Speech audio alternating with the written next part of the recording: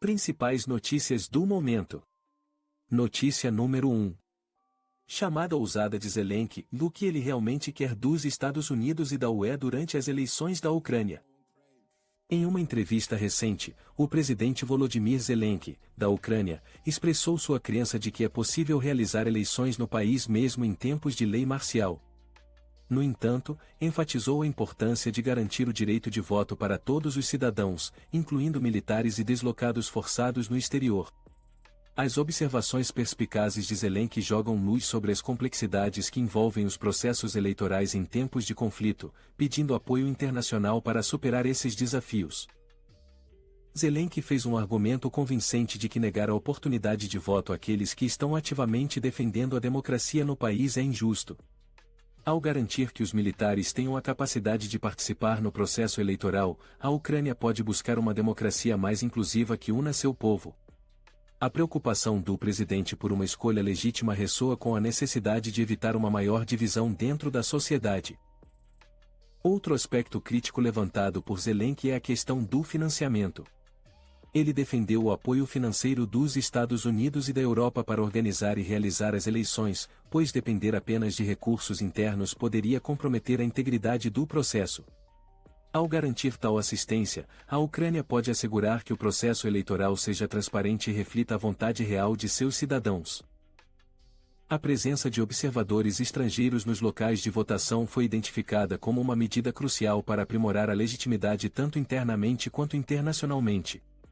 A proposta de Zelensky de ter observadores posicionados na linha de frente denota a importância de capturar o verdadeiro sentimento dos eleitores em áreas afetadas pelo conflito.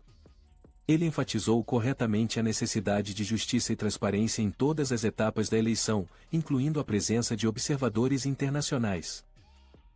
Além disso, o presidente Zelensky reconheceu o número significativo de ucranianos que vivem no exterior, particularmente na União Europeia, e os desafios logísticos relacionados aos seus direitos de voto. Ele enfatizou a necessidade de abrir locais de votação nos países da UE para fornecer oportunidades adequadas a esses cidadãos. O apelo de Zelensky por assistência da Europa não é apenas uma solução pragmática, mas também destaca a responsabilidade compartilhada de garantir o direito de voto de todos os ucranianos. É evidente que o presidente Zelensky não está agarrado ao poder, mas sim prioriza as aspirações democráticas de seu país. Ele busca genuinamente realizar eleições que abranjam todos os cidadãos, ao mesmo tempo em que mantém a integridade do processo. Ao discutir abertamente os desafios e as possíveis soluções, ele incentiva a transparência e convida outros a contribuírem para o debate. As questões abordadas por Zelensky levam os espectadores a refletirem sobre suas próprias opiniões em relação à viabilidade e considerações éticas de realizar eleições em tempos de lei marcial durante conflitos. Quais são os potenciais riscos e benefícios? Uma responsabilidade compartilhada entre os Estados Unidos, Europa e Ucrânia poderia efetivamente enfrentar esses desafios? Compartilhe seus pensamentos e opiniões nos comentários abaixo. Em conclusão, a entrevista de Volodymyr Zelensky destaca a necessidade de garantir o direito de voto na Ucrânia, mesmo diante dos desafios da guerra em curso. Seu apelo por apoio financeiro, a necessidade de observadores estrangeiros e as considerações logísticas para os cidadãos no exterior ilustram a responsabilidade compartilhada na proteção do processo democrático. A abertura de Zelensky ao diálogo e sua dedicação em abordar essas complexidades merecem admiração e apoio. Notícia número 2. O jogo duplo dos Estados Unidos exposto?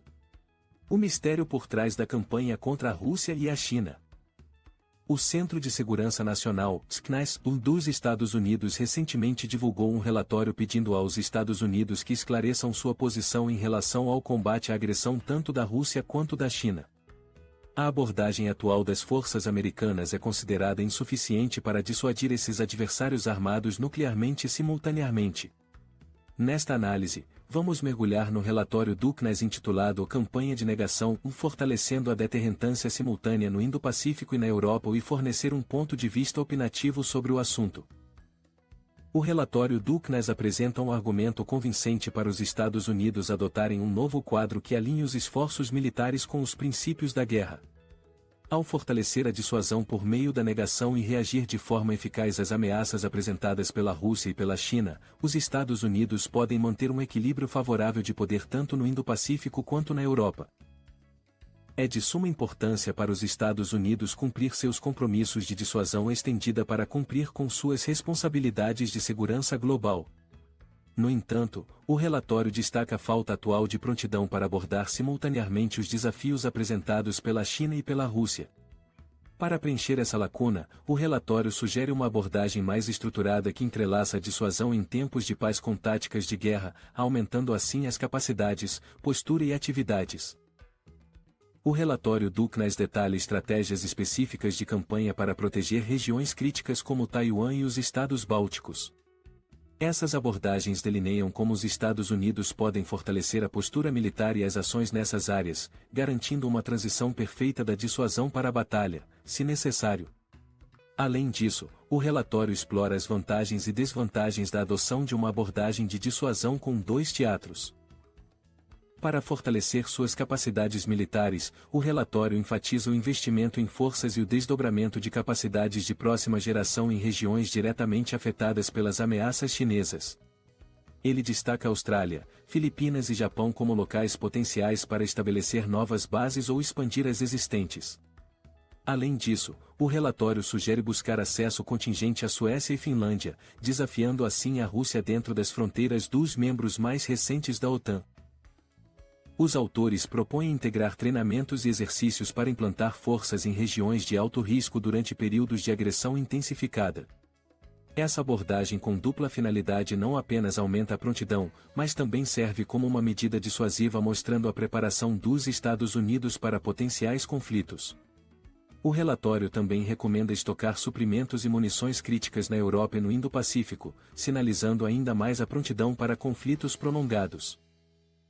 Em conclusão, o relatório do CNES oferece uma análise abrangente dos desafios enfrentados pelos Estados Unidos ao combater simultaneamente a Rússia e a China.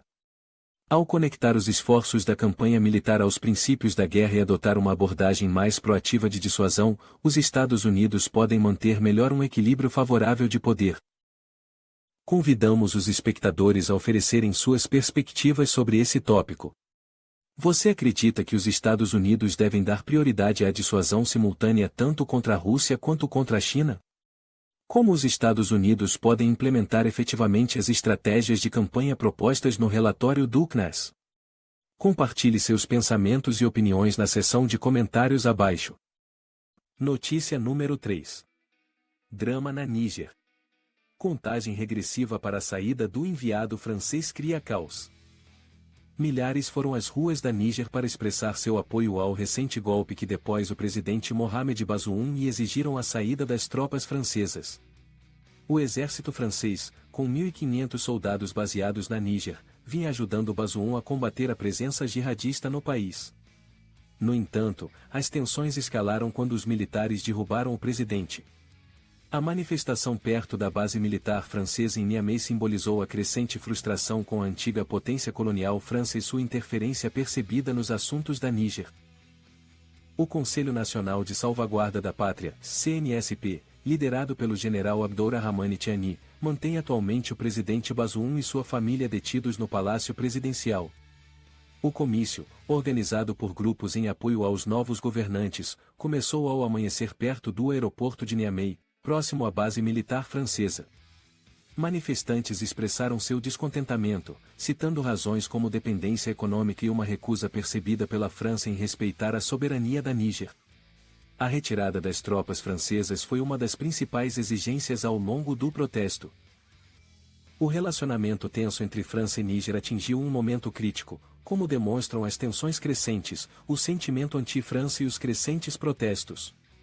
O recente ultimato dado ao embaixador francês, Sylvain Nitti, para deixar o país dentro de 48 horas pelo Ministério das Relações Exteriores da Níger exemplifica o deterioramento dos laços. Esse ultimato foi emitido devido à recusa da França em se encontrar com os novos governantes e ações que foram percebidas como contrárias aos interesses da Níger. Entretanto, a França se recusou a atender a demanda e mantém que o governo legítimo de Bazoum permanece no poder. Paris rejeita a autoridade do regime militar em fazer tais pedidos.